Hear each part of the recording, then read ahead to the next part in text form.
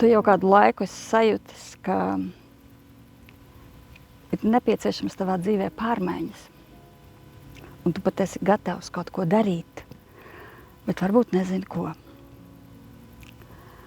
Vai atkal tu jau esi uz pārmaiņu ceļa kādu laiku, bet pa laikam varbūt pietrūks spēka, iedvesmas, kāda ceļa biedra.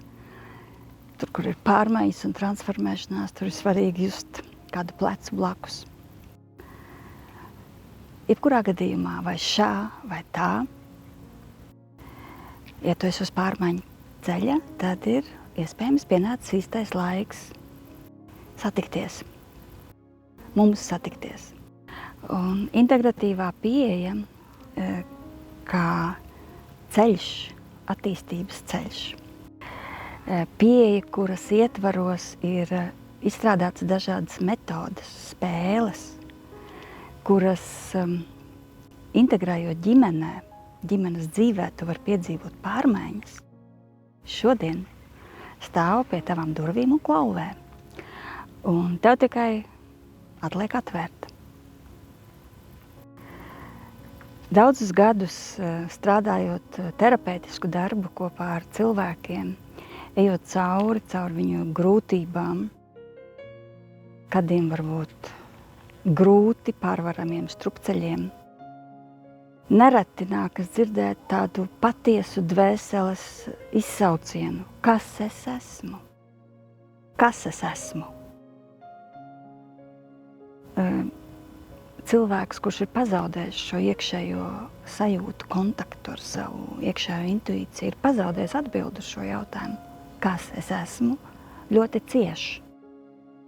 Tas bieži vien ir ciešana piepildīts sauciens, kas es esmu.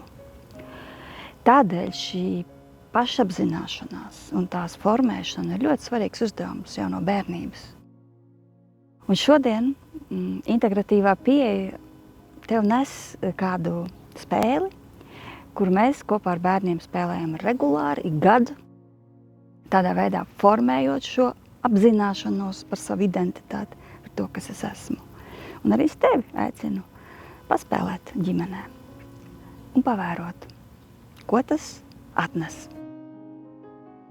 Lai šo spēli tu spēlētu, tev ir vajadzīgs dēlītis. Šāds dēlītis, šis ir krāsošanas dēlītis, redz ar krāsām. To tu vari izgriezt no kartona plāksnes, tev ir vajadzīgs tik daudz dēlīšu, cik cilvēku jūs spēlēsiet, bet ir labi, ja jūs spēlējat visi ģimene kopā, tētis, mamma, bērni, varbūt vecmāmiņi, ja viņi ir tam atvērta. Spēlēt kopā. Sagatavo šos dēlīšus.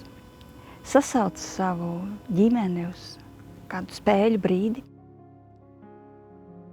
un pastāst spēles noteikumus. Tātad paņem klusumu, lai katrs no ģimenes locekļiem paņem klusumu, saņem šo dēlīti, sajūt sevi un tad dodas ceļojumā. Ceļojumā vai nu pa dzīvokli, vai nu ejiet dabā, vai savā dārzā. Un uzdevums ir šajā mazajā ceļojumā, kas ir ar ierobežotu laiku, neilgu, varbūt 5 minūtes, varbūt 10, varbūt 15, kā tu sajūti. Uz šī dēlīša atnest 5 lietas, 5 simbolus, priekšmetus, jebko, kas atbild uz jautājumu, kas es esmu. Tie var būt dažādi priekšmeti. Tas var būt kāds suvenīrs, tā var būt grāmata, tas var būt gliemežvāks, tās var būt vienkārši smilšu kaudzīte. Nav nekādu ierobežojumu. Pats galvenais, lai šis simbols atbild uz jautājumu, kas es esmu. Nevis kāds es esmu, nevis ko es daru, bet kas es esmu savā dziļākajā būtībā.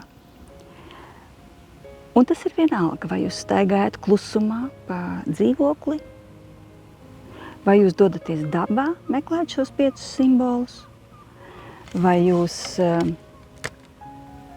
varbūt uzzīmējat, bet labāk ir atrast to kā priekšmetu, jo tad tas pārceļ tavu komunikāciju mazliet citā tādā komunikācijas telpā. Tātad 5 priekšmeti. Sajūti sevi un dodies meklēt. Un atnāc ar šiem priekšmetiem uz sarunu. Tad sasēžaties aplī, ģimenē, un lai katrs pastāsta par sevi. Nevis priekšmeti, kas simbolizē, kāds tu esi. Nevis priekšmeti, kas simbolizē, ko tu dari, bet priekšmeti, kas simbolizē, kas tu esi. Noliec uz šo brīdi galvu kaut kur plauktā un doties ar izjūtu. Varbūt tu nesapratīsi, kāpēc tu sajūti, ka tev jāpaņem tieši šis priekšmets, bet tu paņem. Sapratīsi vēlāk. Tātad 5 lietas. Tad apsēžaties un parunājiet. Un šie simboli jūs vedīs sarunā dziļāk. Klausaties viens otrā, izjūtat viens otru. Un saglabājiet šos simbolus. Vai nu nofotografējiet, vai, ja ir iespējams saglabāt, tad saglabā kaut kur uz kāda plauktiņa, lai nākošajā reizē, kad mēs satiktos, tu varētu turpināt šo ceļu kopā ar šiem simboliem, kas tu esi, un gal galā kopā ar sevi, un gal galā jūs visi kopā ar to, kas jūs esat. Lai tev izdodas satikties!